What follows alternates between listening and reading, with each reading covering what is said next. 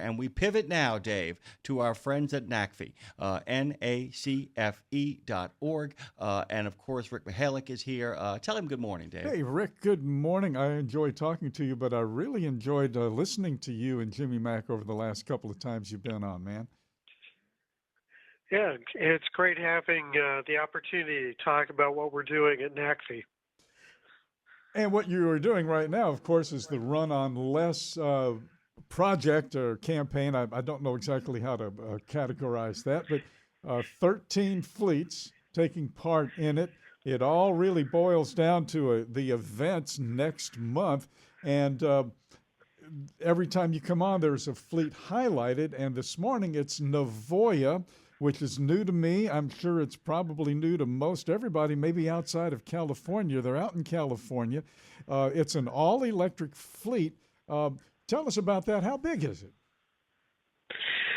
Yeah, there's actually two success stories here. One is Nevoya, which is a growing startup company. They're rapidly getting funding and expanding. They're operating in California, Texas, and Arizona. The fleet right now is expected to be about 100 trucks within the next year. Wow. And it is an all-electric fleet, so they are starting from scratch for being an all-electric zero-emission fleet, and they're incorporating all of the new artificial intelligence AI tools into route planning and load arrangements so that they can operate these trucks economically and make them competitive against the diesels.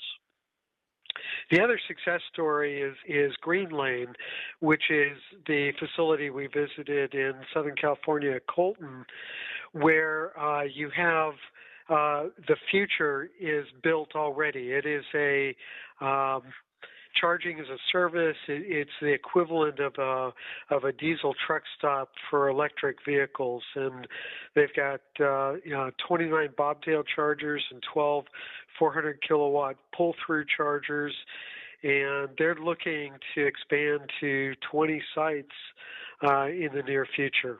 When you look at the charging box, at first glance, with the truck, and they're using a Freightliner in the picture here, the Green Lane charger looks like a real ultra-modern diesel fuel pump. I mean, it really does, doesn't it? Yeah, the facility is almost identical to a diesel truck stop. They have pull-through stalls where you can have your trailer attached, and you just drive in and plug in. They've got a really nice driver's lounge. The facility has security around it so that you can leave your vehicle and not be concerned about somebody interfering with it. And the charging is pretty rapid at 400 kilowatts. They've got the facility also future-proof so that when they get to megawatt level charging, very rapid charging, they can quickly install that in the facility.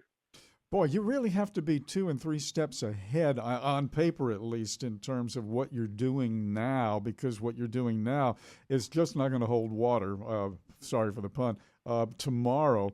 So you almost have to have one foot in the future at all times. Yeah, these two organizations are just inspiring. They're risk takers. They're getting out there and showing what the future can be. They're building it today, and it's just tremendously inspiring to visit these sites. Tell me what you're looking forward to. Like I said, we got the drive coming up. So what are you hoping to see based on what you've already seen? What are you hoping to see when you go about the business of getting the data for the big drive that's happening in less than a month now?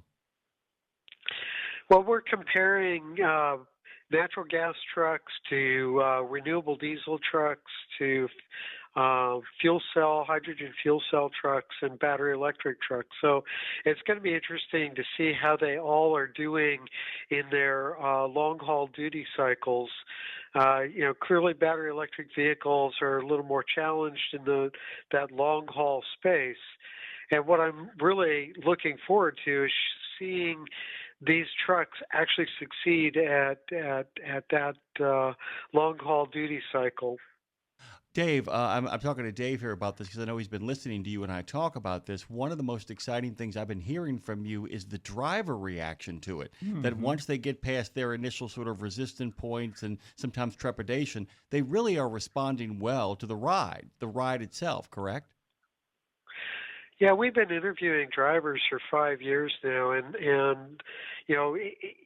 they usually come in from a diesel background, and they've got their concerns and questions. And the minute they start driving the truck, they're sold on it. And many of them tell us that they would not want to go back to a diesel truck.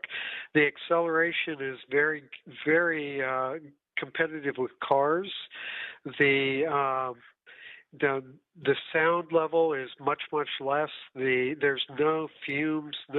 When you go to charge up, you don't end up having fuel spills on your boots or on your clothing. They're just all really impressed with the technology. Boy, it's like automated transmissions. I'll never drive one of those. And then you can't get the wheel out of their hands, right? After they do. Exactly. Yeah. Well, we're all human. And by the way, we're out of time. But Rick, this always goes by so fast. I feel like I'm so glad you're able to come on so often because it's actually developing a mosaic, and which is what you guys are doing too with all this different data you're accumulating, all these different videos that you actually are getting a chance to do, all the conversations you are. And really quickly, you got about 30 seconds. You're able to build an overall picture, correct? That's the real thing here. It's not simply a one-way approach, but looking at the overall approach, correct? Yeah, it's going to be a menu of solutions in the future. Go to runonless.com. You can see the videos. You can get some firsthand information from these people that are actually making all the technologies work. Rick Mihelic, Director of Emerging Technologies and one of our favorite regular contributors here at Nemo Nation and Road Gang Radio. Rick, thanks. It's always great to hear from you, my friend. Thank you for having us on.